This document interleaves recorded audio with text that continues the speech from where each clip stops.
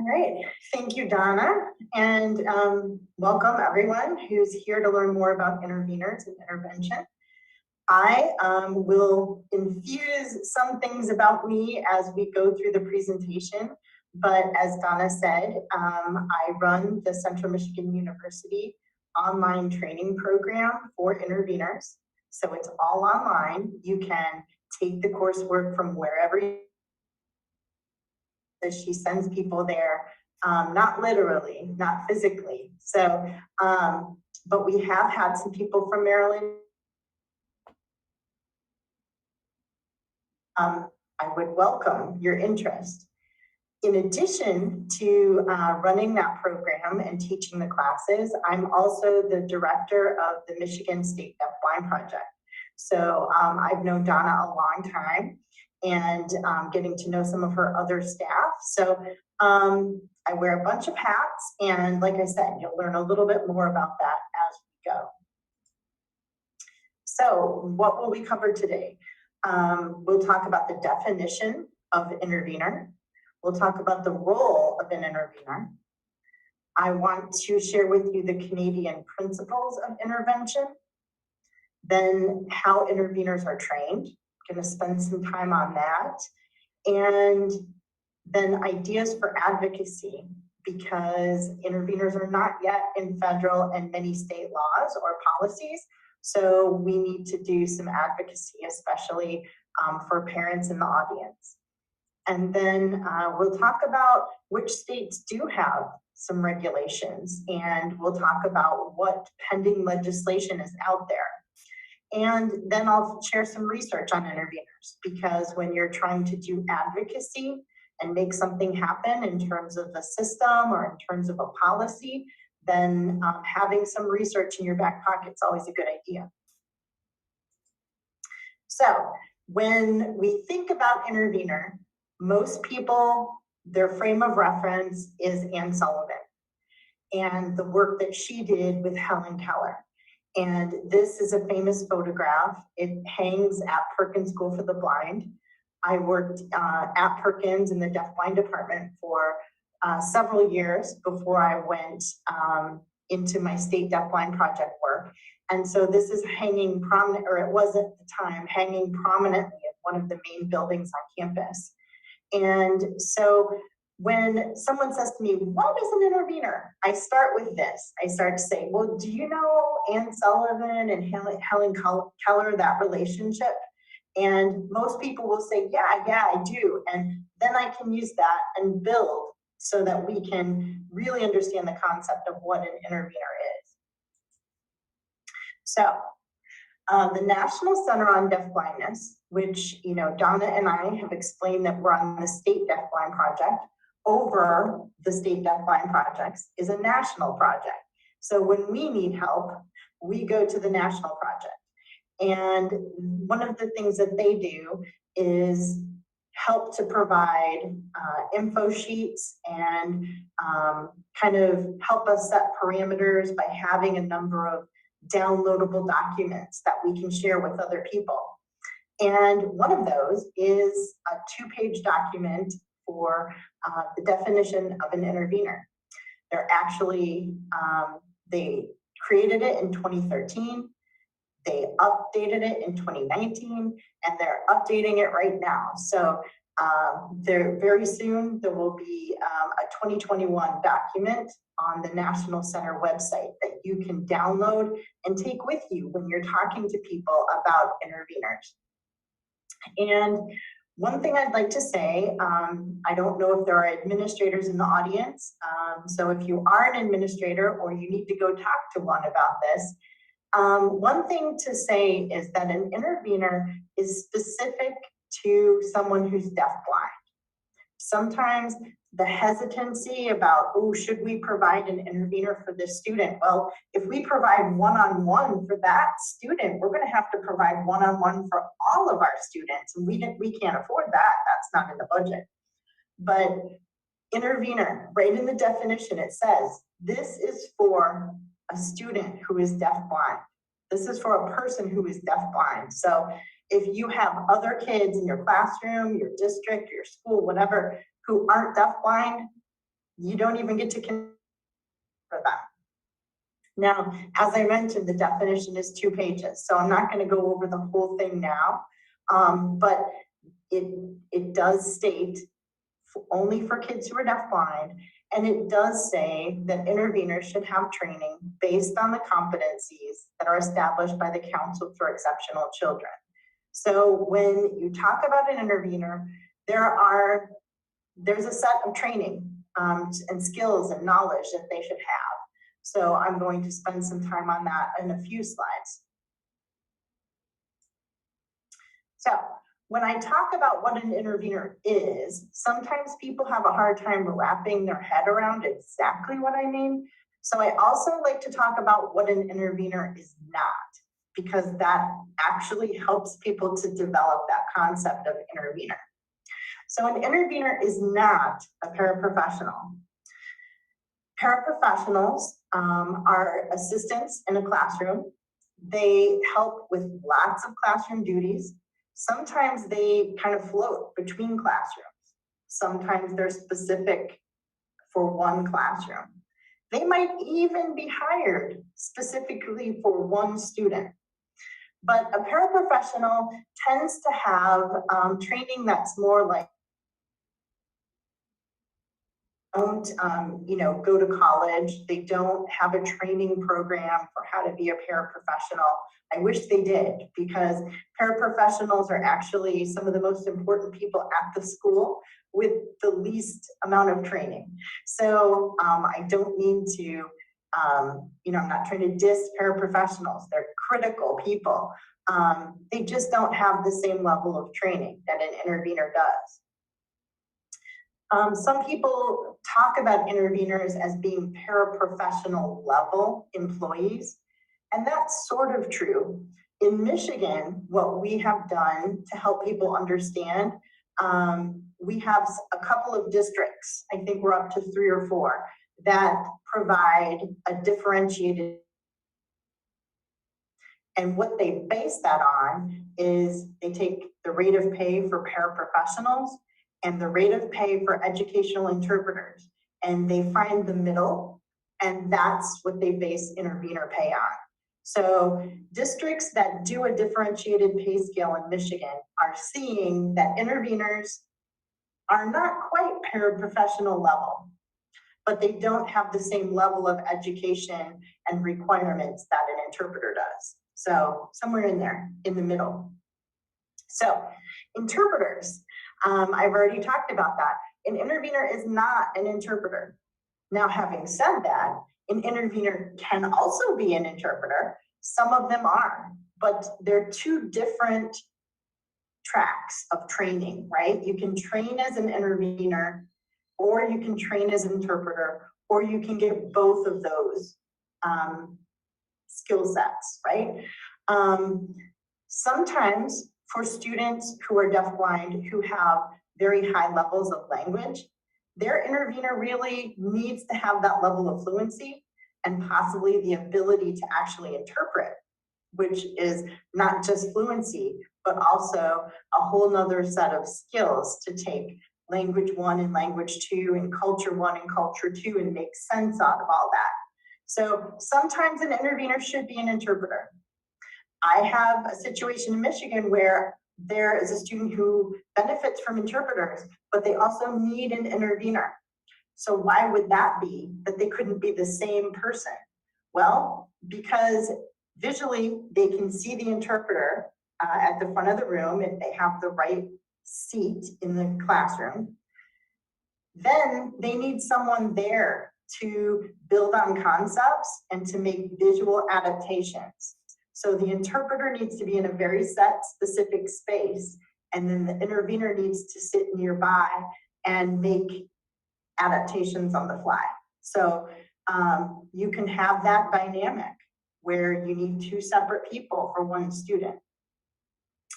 Then we also have teachers, and interveners are not teachers.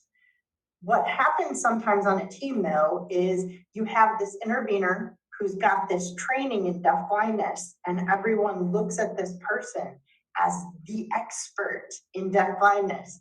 And The teacher kind of feels a little intimidated, or maybe some of the other staff are like, well, I don't really know deafblind, so I'm gonna let the intervener do that. And people step back.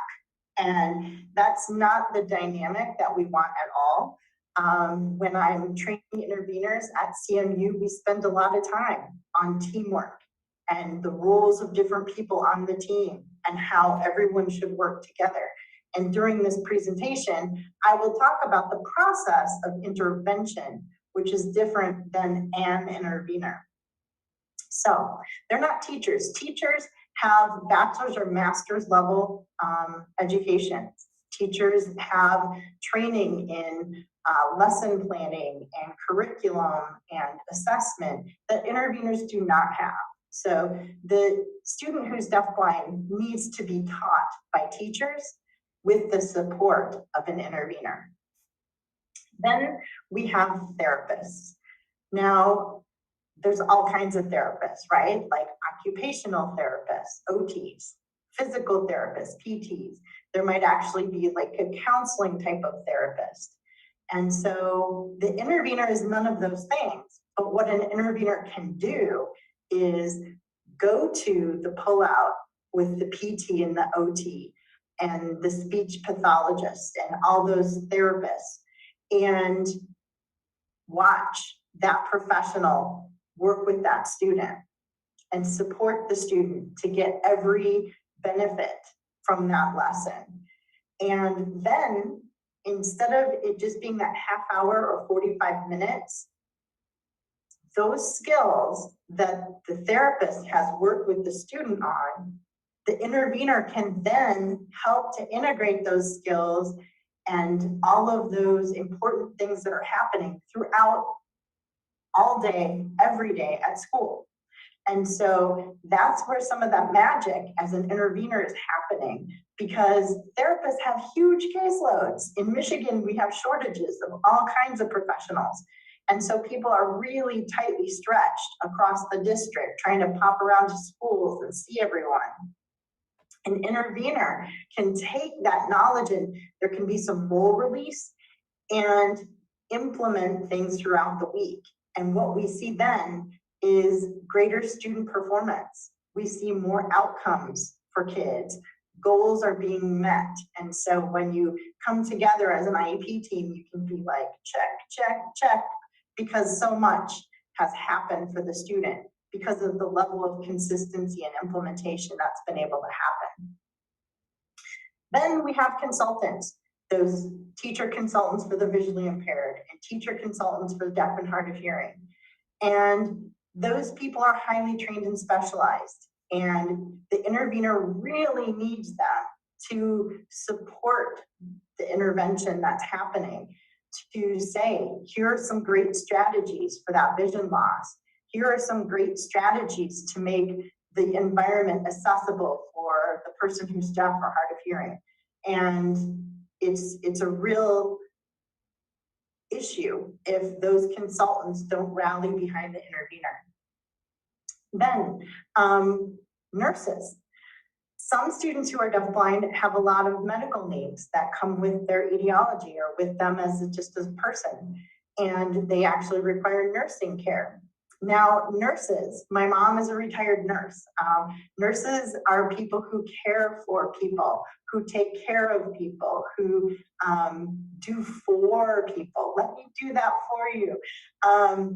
And interveners are fostering independence and having the person do for themselves. And they have no medical training. An intervener has no medical training. Some interveners can be trained to help with trachs or with G-tubes, sometimes with toileting kinds of things, but they are not nurses and shouldn't be looked at as skilled medical care team.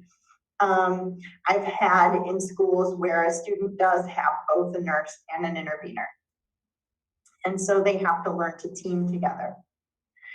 And then this is kind of for the parents out there. Interveners are not spies. And I mean that with all due respect. As a person who has had a child in a school, not on an IEP, but on a 504 plan. I know what it's like where you're trying to figure out like what's happening at school and what's being implemented and who's doing what and who should I be kind of getting after and who should I, be thanking. And it could be easy to say to the intervener, since they're with the child all day long in every situation, to say, hey, could you tell me, could you send me a text? Can you, chat with me during pickup or drop off? What's going on at the school? And I really caution the student interveners at CMU not to fall into that trap. It's important for interveners and parents to be able to have a really good positive relationship. But if you start kind of as an intervener being the person who's relaying information between what's happening at school and what's happening, at home or whatever, to be that middle person, that can get really sticky. There can be a lot of drama that happens, sometimes very unintentionally, sometimes maybe a little purposefully, but we don't want to set that up as a situation. So as much as possible, when I talk to parents and interveners and the IEP team as a whole, I say, don't expect the intervener to do that. The teacher or the case manager really needs to be the point of contact. And that's not to say the intervener and parents can't talk or family members can't talk.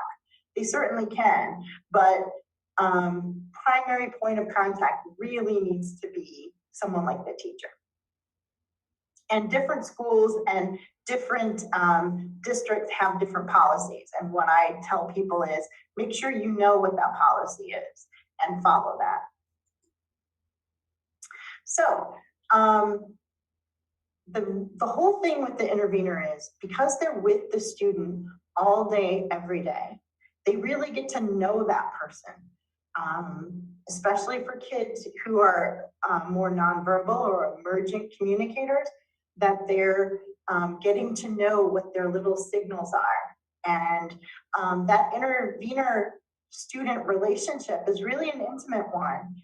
And interveners develop this trust with the student that other people on the team tend not to have. Even people who've known that student a really long time can't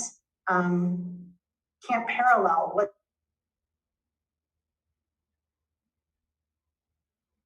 time. And so when I talk to teams, I say, you know what? Don't be intimidated by that relationship. Celebrate that relationship. See how you can tap into that relationship so that, when you're doing a pull-out physical therapy or speech lesson, or the vision consultant or the orientation mobility specialist is teaching some important skills. Sometimes when you pop in and out, you can't achieve what you want to with the student because you don't have that time to really bond with them. But if you can have the student and the intervener and work on the skills through the intervener and really benefit from that trusting relationship, that's where the skills start to get checked off. So don't be intimidated by the student intervener relationship. It's special and it can really be a benefit. And I hope that's how people learn to think about it. Having an intervener on the team is just a huge benefit to achieving student educational outcomes. So an intervener is just a member of the team.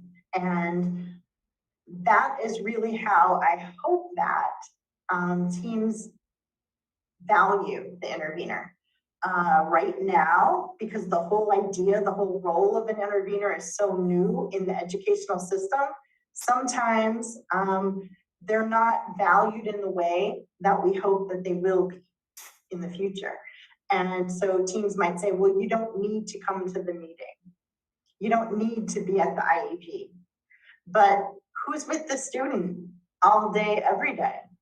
The intervener, right? And who might have some special insight into writing future goals or how things could be adapted.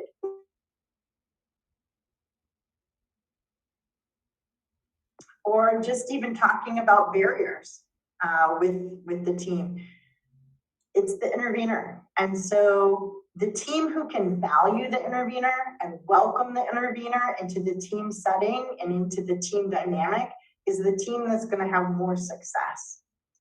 And so in Michigan, we have a lot of interveners working compared to other states, and it's still something that is a struggle in some districts. So it's not something I've figured out how to make happen in Michigan, but it's an important dynamic. And I hope that we get to a point where schools can say, of course, the intervener is coming to this meeting. Of course, we have to schedule the IEP at a time the intervener can come. Or yes, as an administrator, I will pay for the intervener to stay after school to join us, that kind of thing. So the intervener should work with every member of the team, especially the teacher. And the teacher needs to be able to say, here are some lessons that are coming up so that you can make adaptations. And the team should try to give the intervener a little bit of planning time so they can take things and make adaptations. I always tell my intervener students, though, you have to be sharp. You have to be willing to work on the fly, make adaptations on the fly, but everyone can work better when they have some advance notice and some planning time and can gather materials. But that's a perfect world. So we can have that sometimes, but other times we need to make immediate decisions and work on the fly. So in a perfect world, interveners would work on teams of teachers of the deafblind. And I told you I'd tell you a little bit about my background. I am a teacher of the deafblind. I was trained at Boston College and I worked at Perkins School for the Blind in the deafblind department. But not many people have that experience or training. And so there aren't enough teachers of the deafblind to go around to be involved and supervise interveners. But in a perfect world, that would happen. Instead, we have the vision consultants and the teacher consultants for the deaf and hard of hearing and rallying around those interveners and trying to provide that support. Then, as I said, an intervener should be present during therapies and pull-out sessions with professionals on the team to train and so that they can continue to implement those skills that the student needs. And it's not a good time for the intervener to take a break, you know, like, oh, he's going to PT, I'm going to take a break now. That's maybe one of the worst times to take a break.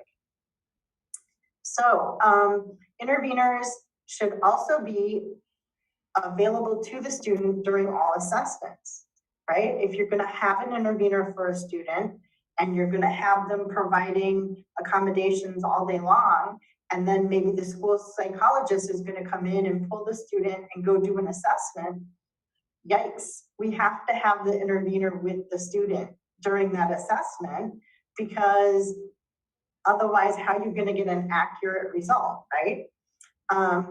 Now,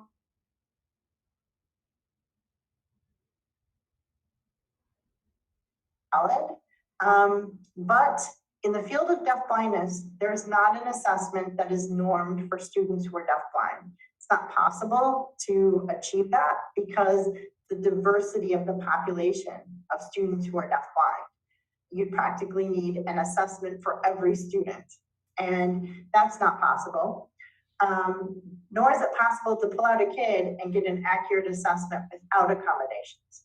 So there's got to be a happy medium. And sometimes we don't end up with a score, but we end up with some good information that can guide the team for making accurate goals and objectives and making accurate decisions about the supports that the student needs. And that's just the nature of the beast of deafblindness. And then, as I already said, I've already kind of said over and over that intervener needs to be in the team meetings and part of the discussion and valued member of the team. And I put that last bullet here about interveners being new concepts for school personnel, because as I said, I've spent a lot of time talking about the concept of intervener and building that up for you.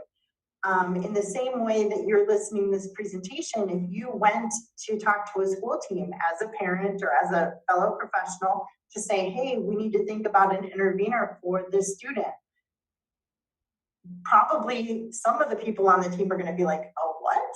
And you need to build the concept. So do take this information with you and gradually build on the concept. Well, Helen Keller and Sullivan, and then build it out for them in the same way, so that you can, sometimes you get the biggest pushback from people who don't understand what it even is you're asking for. Like you say, I need an intervener for my son or daughter. And the school is automatically like, nope, we don't do that. But then you're like, well, my son or daughter is deafblind. They, don't access the information. They need some support. They need some accommodations. Who's going to provide that? And, let's think about this thing. Well, an intervener is this person who provides accommodations. And so sometimes the pushback is about lack of understanding. So try to be patient and grow that concept within the district, and then do your advocacy.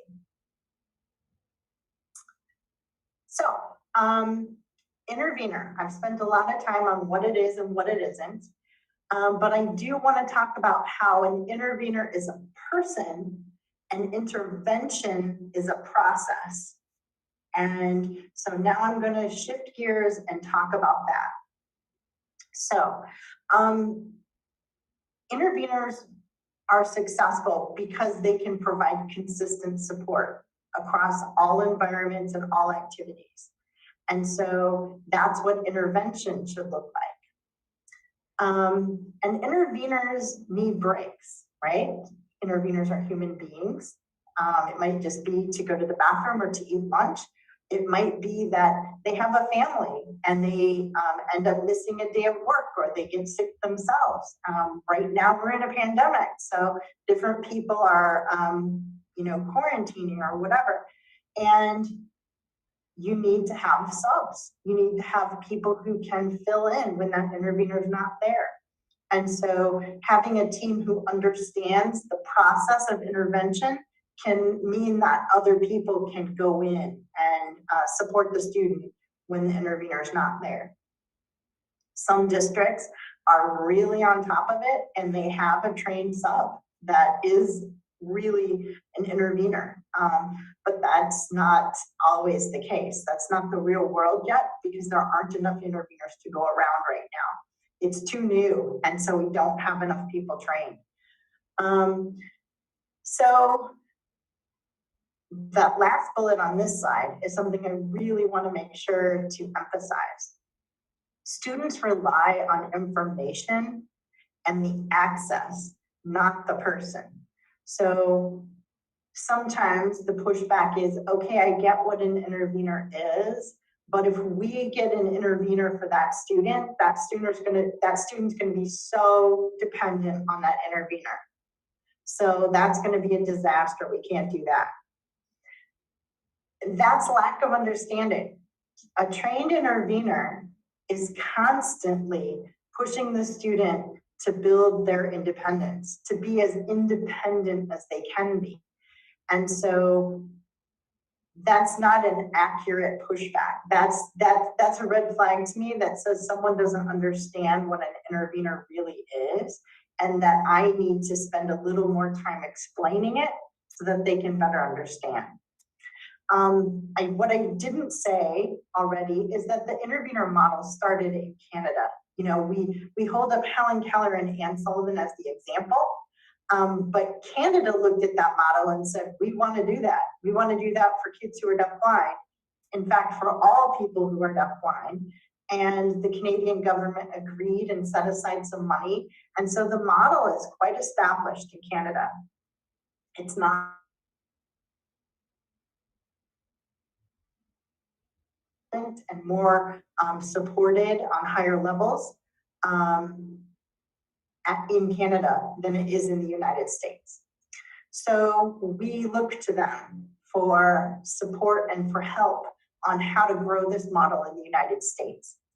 And that last bullet is one of the things that our Canadian friends have shared with us, that if you have a student who's deafblind and you have two interveners, and one works in the morning and one works in the afternoon, or one is there to provide breaks for the other intervener. So you have two, as long as they have a very similar skill set, equal training, similar skills, similar knowledge, then they are going to be able to provide a level of intervention that the student's going to accept. And because the support feels equal, there won't be an issue. But if you have an intervener that's top-notch, or with an intervener that doesn't have training, or for whatever reason is not at the same skill set, I mean, we all have different skill sets, right? And so not everyone can be the best. So you have an awesome intervener and an intervener, there's going to be a problem. We might see students shut down, we might see a behavior problem, we might see just that they're not as engaged as they were with the other person. So what we need to do is make sure we support that intervener that's only kind of and see how we can get their skill set up to be more equivalent to the really good intervener. So again, the Canadians who have more experience with interveners say you can have a student that becomes reliant on the support and the information that interveners provide, but they don't become reliant on the specific person. And that can happen without the right training. Without the right training, if you have someone who's hovering and doing for and taking care of, that can feel kind of like a parent relationship almost. And the student who's deafblind could become really reliant on that person. So I'm not saying it can't happen. I'm just saying that with the right training, a good trained intervener would not try to create that level of dependence. So here we have the principles of intervention that I mentioned I was going to cover. So the Canadians are saying to the world, we have interveners working in Canada. It's awesome. People who are deafblind have high quality of life. They're achieving their potential. They're engaged in activities. They're out there living their best lives. And you, world, you need to understand this and do this too, because you all have deafblind people in your countries too. So they came up with these 11 principles. CDVA is the Canadian Deafblind Association. It used to be the Canadian Deafblind Rubella Association, which if you know about deafblindness in the 1960s, we had this huge issue with German measles, rubella. And the rubella epidemic is really what all of a sudden this really low incidence disability became more prevalent, because we had more kids who had vision loss and hearing loss because of rubella.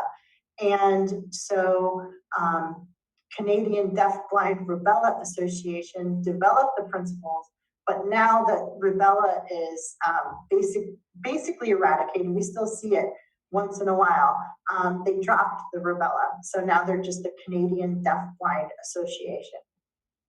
They have these 11 principles. I'm going to go over them with you because I really feel strongly that an intervener is a person, intervention is a process, and people on the team need to understand how to support this kid who's deafblind. You can't just say, we hired an intervener, we're done. Everyone needs to work at it, and in order for the person to be really successful. So first, the Canadians tell us that you really should have unconditional belief in that person who's deafblind, in that student. And how can you argue with that, right? You have to believe that person is a capable person, that they can and should be in school doing what other kids are doing and have a right to their communication and all of those things. So you have to believe in the person. Two, you have to believe that intervention is valuable, right? Special education, you know, it takes the right people to be in special education, but it really takes the right person to get intervention right. And so you have to believe in these 11 principles. You have to believe in the intervener model in order for it to be successful. Then 3, the amount of intervention should be individualized. That is, you know, some of these are like, okay, yeah, don't spend too much time on this because these are obvious, but this, maybe they're not so obvious as we get closer to 11, but we need to individualize. So when you're an intervener working with one student and you get really good at it, you know, maybe that student moves, maybe the student graduates, or something terrible happens. You get a new student, you're going to be on a learning curve because you've been with that other student, individualizing and accommodating for them. New student who's deafblind, small, diverse population, you've got to learn how to meet the needs of that other student. So when I teach interveners, we talk a lot about having a bag of tricks, right? So this bag of tricks is just a bunch of skills and knowledge that may or may not apply to the student you're with, but it's good to keep it in that bag because one day in the future, you're going to have a different person that you're supporting and you're going to need to individualize. And so you need to pull some things out of that bag. So number 4 is people who are deafblind have the right to access information in their particular mode. We have kids who are deafblind who are fluent language users, either in English or ASL or some other language. And we have students who are on very therapeutic, heavily supported programs where they're communicating with slight gestures, they are flushed or not flushed, or their muscle tone is rigid or not. I mean, they're communicating on that level that, you know, that's quite the span, right? From fluent language user down to, we're talking about muscle rigidity. So we need to respect where the person who's deafblind is at, and we need to help them make gains in language and communication. That person that's communicating through language, you know, muscle rigidity, they have a lot of improvement that they might make if they have the right supports and the right accommodations. The person who is a fluent language communicator, what we're learning, what we've known, and some of the research and kind of action research that's happening in the field right now is we're really paying attention to those kids at the fluent language level that sometimes they have this awesome language capability, but the foundation is kind of sand.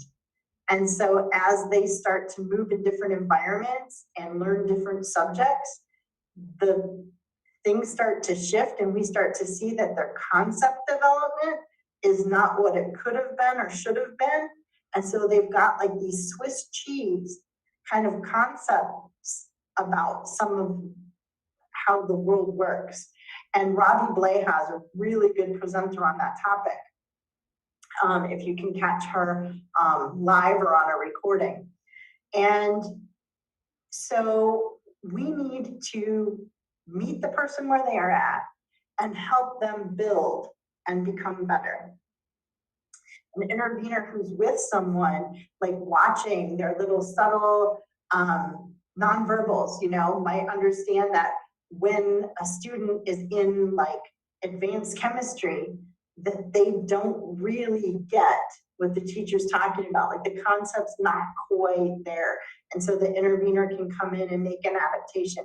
Or, you know, we've got this other student who needs intense physical therapy. And so again, the intervener's watching to see if there can be a way that they can help the physical therapist better reach the student.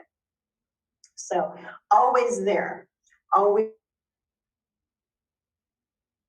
Number 5, this is like the flagship of intervention. This is it. This could almost be number 1.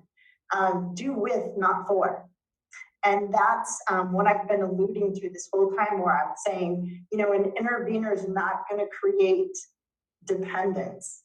An intervener who's got good training is going to figure out ways to help the student do it as much by themselves as possible through some accommodations. And the trained intervener is going to know when they can kind of fade out and step back as the student learns how to do it more and more by themselves. So it's constantly do with, not for. And intervention takes long time sometimes. You know, in order to get the student to, you know, learn how to independently take their coat off when they arrive at school. All kinds of goals and objectives go with that, right? There's, you know, all of the fine motor and gross motor of that, all of the communication associated with that. It's not just coming into school as fast as you can and getting that coat off as fast as you can and then getting into class. It's building on every learning opportunity and doing with the student. So it just takes longer, but everything can be a really rich learning opportunity for the student who's deafblind in a really functional kind of way, which is the best way for them to learn. Then 6 is no assumptions should be made regarding the abilities of a person who's deafblind. You know, sometimes I don't have to really spend a lot of time on this because the people who come to the presentations about interveners, they're invested and they get that. They know that people who are deafblind are very capable people. But as human beings, sometimes we can be a little judgy. And sometimes, you know, if we see someone who has multiple disabilities or maybe a lot of medical needs, we might think, well, this activity is not for them. You know, we'll figure out something else that they can do. And the intervener model says, no, hang on. That's the activity everyone else is doing. Let's see what adaptations we can make for this person so that they can be as engaged as possible with that activity. Let's figure it out. Let's roll up our sleeves. You know, it could be some pre-teaching so that they're exposed to materials and they kind of get the gist of what's going to happen and they get to practice it a little bit before they engage with the group. It might be teaching some vocabulary. It might be whatever, making some high contrast materials so that they can see what's happening. Or it might be like, hey, you know, if we have an interpreter here, this is going to work much better. That kind of thing. But never making an assumption about, this isn't for them. Maybe it can be. Let's figure it out. And that's where that team dynamic is so important when it comes to the intervener model. So, number 7, never underestimate the importance of the relationship between the intervener and the student. This is the magic, right? That's the intervener and the student are together.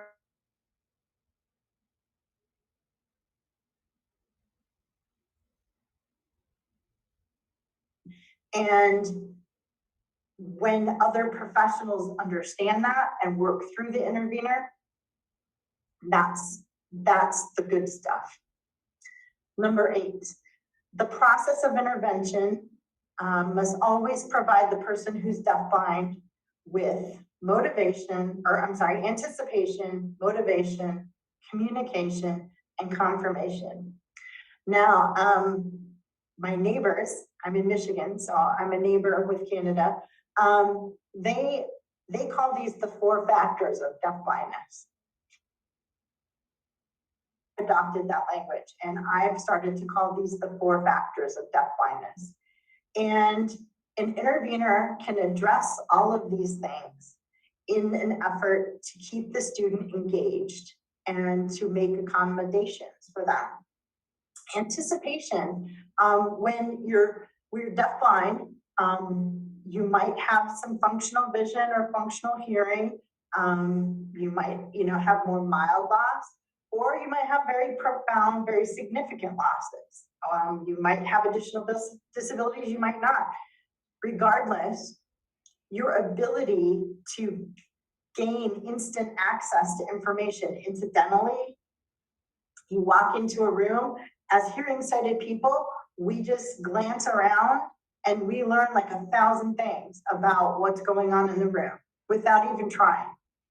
Someone who doesn't see well or hear well, or who maybe is blind and deaf completely, has additional disabilities, maybe a cognitive disability that is going to require some extra processing time,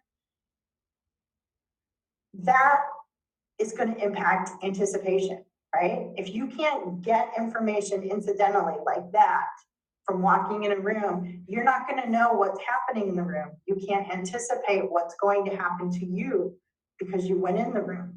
So imagine the school environment and all the transitions from different classes, the different settings. You have the classroom, it's maybe a more controlled environment. Then you go into the gym, or you go into the cafeteria, or you go outside for recess. Chaos, right? And so we have to have ways for students who are deafblind to anticipate what's going to happen. There's lots of strategies for that, and those are whole presentations in and of themselves. But an intervener has training in strategies to build anticipation throughout the day, throughout activities. Major factor of deafblindness. Motivation. When you don't see well or hear well, or you might have other things happening too, you might not be that motivated if there's chaos in the gym. You might be like, yeah, no thanks, I'm just going to sit over here by myself. That's chaotic. So an intervener needs to have strategies in their bag of tricks to motivate students to get involved and stay involved. And having someone who's right there with the student, who knows them really well, can constantly build on the motivation. And for kids who are deafblind, a lot of times that's external motivation. Sometimes there's not a lot of internal motivation to do what we want them to do. And then communication, that's kind of the most obvious one. That we have students who communicate with behavior, with objects, with pictures, with signs or words, fluent communicators, all kinds of communication and constant adaptations to meet those needs and grow and expand the communication and grow and expand the concept development. Again, I cannot emphasize concept development, even for those fluent language users. We have to constantly do concept checks to make sure that they're okay and they don't have that Swiss cheese effect. Then confirmation. Sometimes people think good idea, good job, like a reinforcement. And that can be, yes, it can be. But it's also the impact that you have on the situation, right? So let's say a student who's deafblind is walking down the hall using their mobility cane, right? And so they're tapping it as they should. And the cane knocks someone's water bottle. The water bottle dumps and it spills everywhere. And, it gets on someone's shoes, and their fancy shoes, or it gets in someone's backpack, it ruins someone's paper.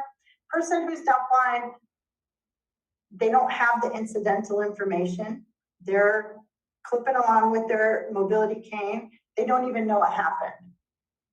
They have no confirmation of what happened when their cane connected with that thing that maybe they thought it was the wall. They don't even think about it. So the intervener can run up and say, hey, look, and draw their attention to it. and help the person who's deafblind to appropriately engage in that situation. Maybe you're going to help clean up. Maybe you're going to say sorry. Maybe, I don't know what else you're going to do. Maybe go tell the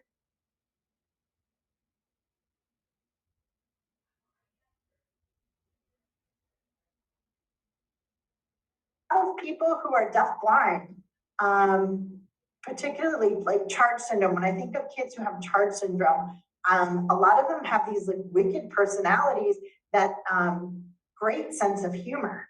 And so they're constantly doing these funny things and saying or saying things that make people laugh. And they might not realize it.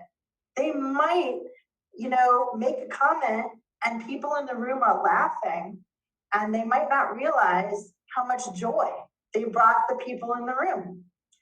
Laughter is so important, particularly in the situation we find ourselves in with this constant stress of the pandemic. When you have someone who's making a joke, that can be such like an ego, like a self-confidence boost. It can be so important, you know, for kids in terms of the bonding with their peers, in terms of just how they feel about themselves, that they had a positive impact. Maybe someone drops something, the intervener makes the person who's deafblind aware of it, that person picks it up and hands it to the person. Maybe that person smiles and says, thank you so much. And the person who's deafblind might miss some or all of that. So again, something a little bit that might seem real insignificant, just picking up a piece of paper, letting them know the person is smiling, they're so happy, thank you. Those peer interactions are really important, and an intervener can do a lot to foster that as well. That's something I hadn't mentioned, but those are the 4 factors. And so if you take anything away, I hope you can kind of tell people what an intervener is, but I also hope you can talk about these 4 factors, because in terms of a team supporting a kid who's deafblind, those 4 factors, they'll get you a long way if you get those addressed. All right, so number 9, every experience is an opportunity to provide information. And I kind of mentioned that with the hanging up the coat. Everything can just be a lesson where you can pull different parts of the IEP and build skills just constantly throughout the day. And that's, again, you meet as an IEP team and you're like, goal met, goal met, goal met, because the intervener has been a part of the team and a part of the dialogue and has the skills to constantly implement that throughout the day. Then focus, number 10, focus of intervention should always be on the person who's deafblind. So the intervener is assigned for that student and no one else. And so if you know, the classroom is a little chaotic, the intervener, the role of the intervener should be making the student aware of all the different chaos that's like happening in the room. They're assigned to that person to provide access to that person. And if the intervener gets pulled to do something else, access is gone. If the team isn't strong in intervention, maybe someone else pops in and is providing access. And in that case, it's okay. But if the student's just sitting there by themselves, unless they really just need a break, and sometimes we do, we just need to have a break, you know, you've got to have the intervener and respect that their focus needs to be on that student. And if you're a teacher and you're supervising a classroom and you have an intervener who keeps pulling their phone out of their pocket, that's a red flag. That shouldn't be happening. And the intervener should be focused on the student. And then the final one is number 11, and it's the longest one, but it can be summed up as interveners need training and they need professional development. Just like anyone else on the educational team, you have to keep fostering and feeding your skill set and your knowledge set so that you can have a nice bag of tricks and you can stay up on any changes that have happened. One example in the field is cortical vision impairment. What we've known about cortical vision impairment has kind of evolved. And if you're an intervener and you're like, well, I had training in that a long time ago, I'm good. Maybe not, maybe not. Attending some trainings to refresh and learn where we're at now with cortical vision impairment and all the little subtleties that can really make a difference for your student. So the team needs to respect that too. And districts need to make sure that there's time and some funding to make sure that interveners can access that training. So those are the 11 principles of intervention, some more obvious than others. If you're a person who's like, okay, that's great, Beth, that's wonderful. I wish I could just see that in action though, because I'm a visual person. I've got that for you. We're not gonna watch it today because we don't have that kind of time, but I will point out this video clip. All you have to do is Google it or put it in your browser, whatever. And Jarvis goes to the drum store. Search, and you will find the most amazing clip. It's open access, so you don't have to join anything or do anything special to watch it. It'll be right out there, and it's only 12 minutes long, so you can watch it. You can take it to a team meeting and have other people on the team watch it. And these, in this clip, there are 3 people who support a student named Jarvis. The clip is a little old. I think it's like from the 90s or something, but it's magic and I haven't found anything that can replace it.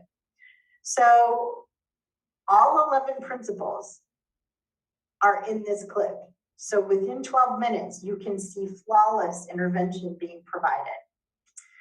And we have 3 people, they're all trained, they're all supporting Jarvis. We have 1 person who's preparing him to go to the drum store, right? Building the anticipation, explaining what's gonna happen in the day so that Jarvis feels comfortable about what's going on. Then we have another person who's supporting Jarvis during the activity and acknowledging him and what he wants to do, what he's motivated to do, and what he's hesitant to do, and trying to motivate him to get engaged in those things that he's not so sure about. And then the third person is talking to Jarvis about the experience at the drum store. It happened before, and they're using an experience book to talk about the drum store. And so all 3 people, flawless intervention. And so when you are on a team and you want to look at this model and you think, well, you know, we could hire an intervener, but even if we do, we as a team need to buy into this. This is a little training video that you could use and you could kind of like emulate what they do on an individualized basis. So don't support your students. Not what I'm saying. I'm just saying, like, this is the 11 principles in action, and you can learn to implement them yourself. So now, this is where we're going to shift gears, and I'm going to talk to you about training for interveners. So what does that entail? In the United States, we have 2 possibilities. You can get a national credential, you can get a national certificate. The national credential is where I'm going to focus my time. It's the model we use in Michigan, and I know it's the model that Donna and the Deafblind Project staff have been supporting in Maryland as well. Other states are doing other things. It kind of depends on, you know, your state Department of Ed and what the value system is for training. The national credential requires higher ed training. So you have to take college classes to earn the national credential. The certificate training does not require higher ed. There are other training models. And so you really need to figure out what is relevant and important and what is required within your state or district. So for training, the National Credential, right now in the United States, there are 2 online programs. One is through Central Michigan University, which I developed and teach, and the other has been around longer. It's at Utah State University, run by Linda Alsop, and she was instrumental in helping me to develop and build the CMU program. So now they're kind of, they're a little different. And so when you're wondering like, well, which one should I choose? Utah takes a year and a half. It's 3 full semesters, and the CMU program can be done in 1 academic year, so 2 semesters.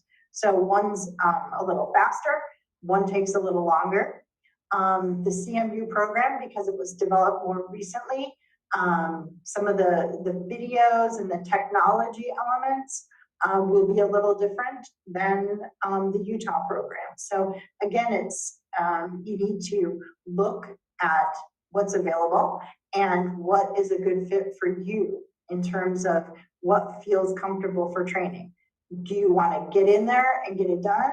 Or do you want something that's going to be a little more slow paced, that kind of thing? So as I said, I'm going to spend most of my time on this national credential because that's my bias, I guess. So with the national credential, it's offered through the National Resource Center for Paraeducators. And they also do some other related service kinds of things. So they will look at a portfolio. So an intervener who's going for the national credential does their higher ed coursework. With the CMU program, right away in the first of the 4 classes, you are starting your portfolio. The portfolio is what gets submitted to NRC Para, that's the short name, NRC Para, to evaluate, have you met the knowledge and skill requirements to be a nationally credentialed intervener. With Utah, they do the coursework, and then at the end, you work on your portfolio. So that's another difference. So when you're working on your portfolio, you get coaching from an expert in deafblindness. Often, most of the time, that's someone from your state deafblind project. So at CMU, I work with Donna and Jen and other staff, and we figure out who's going to do the coaching for each of the intervener students. And so I do the teaching of the courses, and the State Deafblind Project does the on-site coaching. And it's really important as the interveners learning these new knowledge and skills that they have someone who can observe them with their student and give them feedback about their implementation, give them some guidance about what they're doing right or what they could tweak and do a little differently. That coaching is really critical piece. And this portfolio and the coaching feedback forms, those get submitted to NRC Para. And the staff looks through the portfolio to make sure that it's up to par.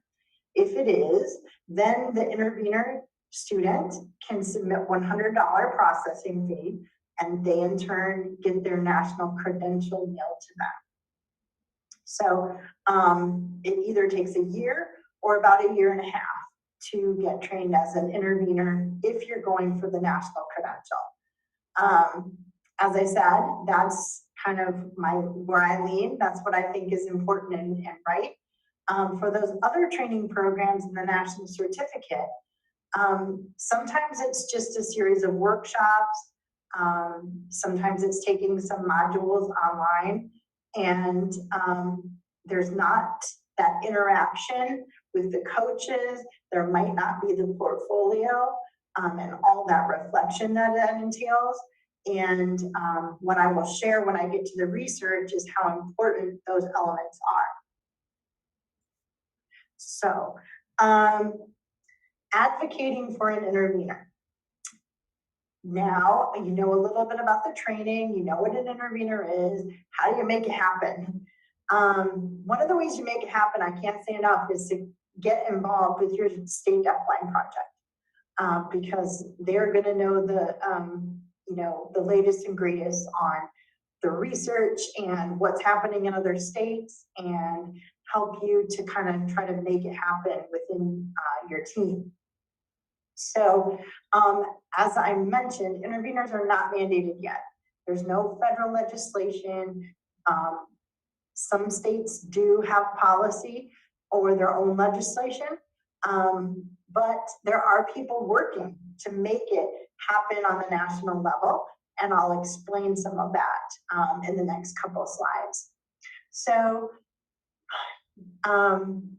Michigan's not a state that has a mandate. So we've been trying to get creative on how to make this happen on an individual team level. And fortunately, we've been pretty successful. When I say pretty successful, I would say right now we probably have 20 to 25 students with an intervener on their IEP, and we have about 330 students in Michigan. So success is relative. And Michigan is one of the states with some of the most interveners. So this is new. It's nothing to feel, I do feel dismayed sometimes that more students don't have interveners, but I'm also proud that we've succeeded on an individual level multiple times. We'd have more, but some students have moved or graduated. So it's not like 20 is the pinnacle, but it's just where we're at right now. So in a state that doesn't have legislation, you have to count, your successes. You have to pat yourself on the back when you can, and then just keep fighting another day, right? So even states though that have policies, the policies are so new that they haven't really seen a massive impact. So it's just where we're at. We'll get there. This is going to grow and it's going to get bigger. We're just in infancy right now, and it's hard not to. We're seeing good things. So one of the things that I sort of talked about earlier was the team discussion guide. I had said that you can get together as a team and talk about level of access for the student in the different environments that they're in. What is the accommodations list look like, and who is providing those accommodations, and how is that sustainable over time? The National Center for Deafblindness has an IEP discussion guide that walks you through that discussion. So you can go to their website, you can Google it. Maryland might have it on their website. It's very easy to get. It's a multiple page document, but it's meant to say to the team, listen, the student is in multiple environments. Let's talk about how they're accommodated in each environment. Let's talk about who provides those accommodations. Let's talk about, is that a person who's always available or just sometimes, and it really generates some good talk. So sometimes the team can come to the decision on their own through this dialogue. You know what? Maybe we do need that intervener. Maybe we do. And so it's not someone from the outside saying you have to do this, this is the right thing, but it's organic within the team to say, yeah, that discussion guide, I get it. We do need an intervener. So it's worth a try. Utah State University has this grant kind of center, Sky High, and they generated this little manual that's now a PDF online, and it's a family guide to interveners. And it talks about what is an intervener, how do you advocate for an intervener. It's got all kinds of pointers for parents who want to try to make this happen at their child's school. Then one of the newer things that has happened is the United States Department of Ed issued a memo that says that, okay, administrators, you're right, intervener is not in federal law. It is not in IDEA, the Individuals with Disability Education Act, which mandates special education. Intervener is not in there, you're right. But we as a department are going to give you permission to use IDEA money to pay for interveners. So if you have an administrator that says can't pay, can't do it, it's not in the law, you could download and print this, just a quick Google search, and you can take that memo with you. It's signed by Ruth Ryder, who was acting director at the time, and you can say, but actually you can use IDEA money, it says right here. So that's a good tool. Then there are some federal laws that talk about access. The Americans with Disabilities Act, ADA, provides equal access under the law. So you can say, well, you're right, special ed law does not say intervener, but there's this other law that talks about equal access. This child is deafblind.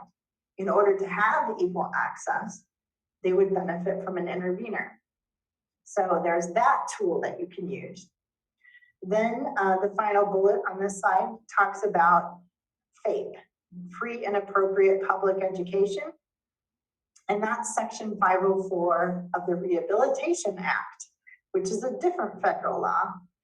And that says that kids in the United States have to have a free and appropriate public education. And that word appropriate, if you have a child who's deafblind and they're sitting in a classroom and they don't have the same access that their peers in that classroom have, then are they getting a free and appropriate public education? You can maybe use that in your bag of tricks that you will need to advocate and make an intervener happen on a team. Because you're doing it ahead of specific legislation that would mandate the intervener. So know kind of what's out there and how you might be able to use it in your advocacy efforts. So I won't spend a ton of time on this slide, but I do want you to know that there are some states that already have legislation or policies. Some of them, remember I said, know what your state expects. Do they need higher ed, or are other forms of training going to be okay? And West Virginia, Wisconsin, they say we need higher ed. We need to have the national credential. Then we have some states, Illinois and Virginia, saying, you know what, it doesn't matter, as long as you have a national certificate or the credential, that's good enough. And then we have some states that are doing kind of their own thing. Utah, interveners are changed through their state school. And it's a pretty rigorous training. Some of them have done a portfolio. And I did mention that portfolio is a critical piece. Then we have, in Utah, that's the one state that also has a law for teacher of the deafblind. So if you're looking in the United States about like where have they figured it out, Utah has figured it out. And it's a model that we can all try to emulate and make happen in our own states. And Minnesota, they have a training through their state deafblind project that it's a ongoing training where people go and receive training from the project. And again, some of those people have done a portfolio, some of them have not. And then Texas, they are very supportive of the national credential for intervener training, but I've singled them out because they're working really hard on teacher of the deafblind. And so they're coming up with a credential for like a micro credential for teachers of the deafblind there. So, and they also, Minnesota and Texas have educational interveners, but they also have interveners that work in the community, which I'm very envious of, and I hope someday we can work on that in Michigan as well. So, when you're doing your advocacy, it's good to know what's on the horizon as well. And IDEA, that federal law for special education, it's up for reauthorization, and it has been up for reauthorization for a really long time. And so it's well overdue, and advocates who work in Washington, D.C. really like to wait until things are kind of in a democratic light, because Democrats tend to smile more when it comes to special education and do a little more.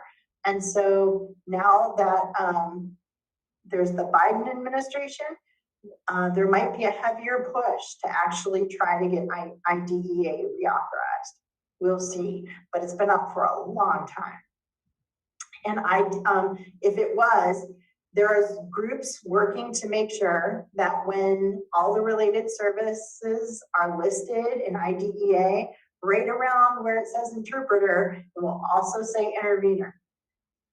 Then we have a separate law called the Alice Cogswell and Sullivan Macy Act.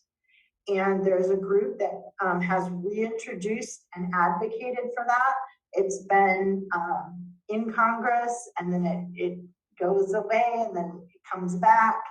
And right now, every time it gets reintroduced, it gets new numbers. So these are the current numbers: HR 1959 or Senate Bill 813. And right now, it does have bipartisan support, which is important, but it bounces around. And it's done this a few times. It bounces around and gets nowhere. Then it has to be reintroduced, and it bounces around as new legislation does. If you want to stay up and current on what's going on with that act, you can go to cogswellmacyact.org, and it's a website dedicated to just this legislation. And it's what this legislation is it's an acknowledgement that IDEA falls short in some areas for kids who are blind, visually impaired, deaf, hard of hearing, and deaf blind. And so people in those particular fields have said, this is what we need on top of IDEA. We need more, and this is what it is. And you know, it just hasn't been able to garner enough support to go all the way through yet. But if you are kind of have political leanings, if you like to be, make calls to your representatives and your senators, get involved with Cogswell Macy Act. And when you go to the website, it'll explain how you can get involved and roll up your sleeves and kind of be more action oriented to try to get the policy on a national level. They also sometimes have internet meetings that you can join in to learn what's happening with it now. So go to that website. Now, the research. I don't want to run out of time and not tell you about the research. So right now there are two studies that I can tell you about on interveners. One happened in 1994. Awesome study, 3-year study, a longitudinal study. That's unheard of. And they took a group of kids in Utah who had interveners, other states who did not have interveners, and they tracked them over 3 years to see how development differed between the two. And guess what? Interveners are good for kids who are deafblind. They achieve more with communication, concept development, with relationships, with parent and family engagement across the board. This particular study involved kids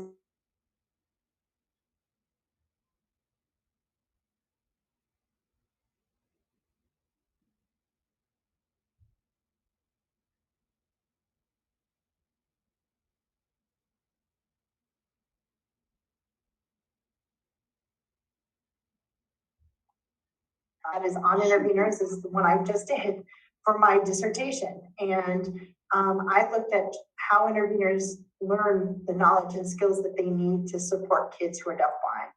And so when I'm telling you what are the key elements of training, it's because I just lived this research. And they need to have opportunities for trial and error, working with learning how to be an intervener while they're supporting a student who's deafblind is a key element. That trial and error, the making mistakes, learning from them, the support of a team and having the ability to brainstorm and dialogue and work it through problems, critical for interveners. And having someone with expertise come in to give feedback is a huge confidence booster, because sometimes interveners are like, I just don't know if I'm doing it right. And no one on my team really knows about deafblindness. So no one can really tell me if I'm doing it right. So the coach comes in and says, yes, you are doing it right. Or hang on, let's tweak this. Let's do it a little different. And so interveners grow really a lot from that. And a couple of times now I've said that portfolio is important.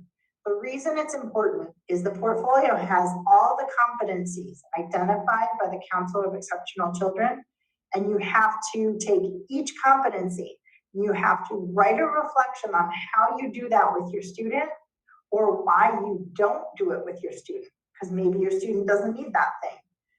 And then you have to have an artifact, like a picture, a video clip, or someone else observing you do it that verifies that, yes, in fact, you do that thing with your student.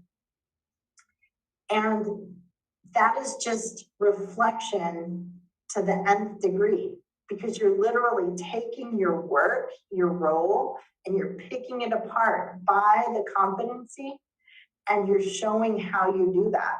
And that level of reflection that portfolio requires, it takes the learning that a new intervener goes through and takes it to another level. It's called transformational learning. And it just kind of like expands your thinking and expands your practice. And so regardless of how you go about training an intervener, that portfolio is a critical piece, because the reflection is what really is going to elevate that person's ability to support someone who's deafblind. And since I wrote a whole dissertation on it, I could go on about it all day, but I'll go to the next slide. So there are these other 3 studies. These studies have the word intervener in them because Coria Torres said an intervener could help a student who's deafblind have more peer interaction. That's all it says, but it acknowledges that an intervener has an important role in the peer interaction piece. Nelson, Height, and Greenfeld said that they just did a study of one student's time on task. And they said this student, their time on task in the classroom would be increased if they had the support of an intervener. So again, not about an intervener, but just a nod to the fact that interveners make a difference for kids who are deafblind. Then that final study is actually just more like a literature review. It's actually kind of the history of deafblind education, and it talks about teachers of the deafblind, it talks about the intervener model, talks about state deafblind projects, but it's a great piece that if you are going to do some advocacy, if you read through it, it gives you all of that rich history that you can kind of use to say the right things, if you know what I mean. Sometimes it's all about the word choice, and it can make a difference. So that is the research. And so I did want to leave in time just in case there were questions and answers, but like I think there's 1 minute. So having said that, this is my contact information, and as I said, I work on the Michigan Deafblind Project. So, you know, Donna and her whole team with Jen and the others, they can provide you a ton of support. So I'm not trying to have you contact me instead of them. But that other hat that I wear as the director of the Deafblind Training Program for DBI, it's called Deafblind Intervener Training Program. That's for the United States, or really anyone in the world could take these classes. So if you are trying to advocate for an intervener or wanting to talk about intervener training, I would welcome you to email or call me. So I mean that. I always get excited when I get people from out of state contacting me with questions and see how I can help support them to make this happen. So that is it for me, Donna.